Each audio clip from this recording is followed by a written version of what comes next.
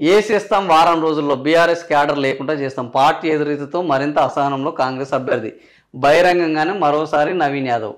So ఇంకా నిండా మునిగినోనికి సలైంది అన్నట్టు అయిపోయింది నవీన్ యాదవ్ పరిస్థితి. నిన్నునో గల్లీ దాటరు ఇల్లు చూడరు అన్నాడు. ఈరోజు ఏసేస్తాము అని మాట్లాడుతున్నారు. ఎక్కడ జూబ్లీహిల్స్ ఉప ఎన్నికల్లో కాంగ్రెస్ అభ్యర్థిగా బరిలోకి దిగిన చిన్న శ్రీశైలం యాదవ్ కుమారుడు నవీన్ యాదవ్ ధమ్కీల మీద ధమ్కీలు ఇస్తున్నారు. బీఆర్ఎస్ క్యాడర్ను ఉద్దేశించి గల్లీ దాటరు ఇంటిని చూడరు అంటూ బెదిరించిన ఆయన తాజాగా గులాబీ క్యాడర్నే లేకుండా చేస్తానని బెదిరించిన వీడియో సోషల్ మీడియాలో వైరల్ అవుతుంది. ఉప ఎన్నిక నేపథ్యంలో పోలీసులు చిన్న శ్రీశైలం యాదవ్ను బైండ్ ఓవర్ చేశారు.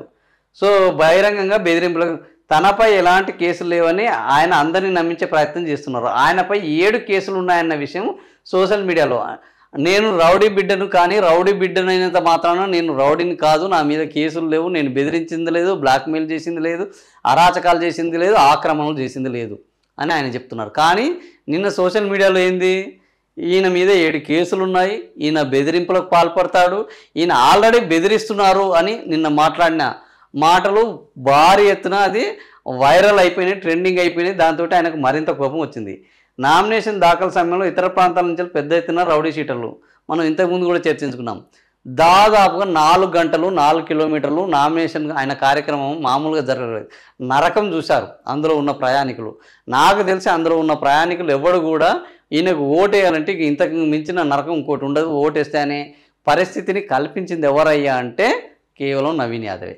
తన బలాన్ని చూపెట్టుకోవడానికి, తన బలగాన్ని చూపెట్టుకోవడానికి సాధారణ జనజీవనాన్ని వాళ్ళకు నరకం చూపెట్టారు. సో ఈ రకంగా బలగాన్ని ప్రదర్శించుకునే ప్రతి సమయంలో జరిగేది ఏంటి అంటే సామాన్యులు సమిధలవుతారు, సామాన్యులు ఇబ్బందులు పడతారు, సామాన్యులు సమస్యలో చిక్కుకుంటారు. సో అట్లాంటి ప్రయత్నము ఆల్రెడీ నవీన్ యాదవ్ చేశారు. రేపు గెలిస్తే ఇంతకు మించి ఉంటుందన్న పద్ధతిలో ఆయన తన యొక్క మార్కు రాజకీయాన్ని చూపెట్టారు. ఈ మార్కు రాజకీయాన్ని గమనించిన జనం మరి ఎలాంటి మార్పును తీసుకొస్తారనేది చూడాలి. ఇతర నేతలు మార్కింగ్తో వాక్ చేయడం, రౌడీ సీజర్తో మంత్రి ఇట్లాంటివి ఏం చేయక దీనికి తోడు నవీన్ యాదవ్ అనుచరులు నియోజకవర్గ కార్యకర్తలపై దాడి చేస్తున్నారు. బీఆర్ఎస్ ప్రచారంలో అంటూ బీఆర్ఎస్ శ్రేణులను హెచ్చరించారు. ఇలా మాట్లాడే నవీన్ యాదవ్కు పొరపాటున గెలిస్తే సామాన్యుడి పరిస్థితి ఏంటి అని వీళ్ళు ఏం చేస్తారు, ఒక యూట్యూబర్కు ఇచ్చిన ఇంటర్వ్యూలో సదరు యాంకర్ బీఆర్ఎస్ క్యాడర్ లేకుండా చేస్తా అంటున్నారు.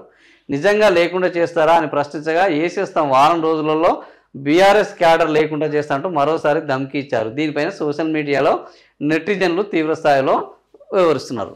జనరల్గా సరే ఏసేస్తారా తీసేస్తారా అనేది పక్కన పెడితే ఆయన స్వభావం ఏంది అనేది మాత్రం స్పష్టంగా జనాలకు కనబడుతుంది. ఆయన ఏంది దుందుడుకుతనం అనేది ఏంటి అనేది కనబడుతున్నది. ఇంతవరకు సంయమనం పాటించిన నవీన్ యాదవ్ తన సంయమనాన్ని కోల్పోతున్నాడు. సో ఇది సహజ సిద్ధమైన స్వభావమా లేదా సంయమనం కోల్పోవడం వల్ల జరుగుతున్న పరిణామమా అనేది జనాలకు అర్థం కావాలి. జనాలు అర్థమైతే దానికి తగ్గట్టు నిర్ణయం తీసుకోవాలి. మళ్ళా నిర్ణయం తీసుకోవడంలో ఫెయిల్ అయితే దానివల్ల వచ్చే పరిణామాలను ఎదుర్కోవాల్సింది జనమే, దానివల్ల మూల్యం చెల్లించుకోవాల్సింది కూడా జనమే.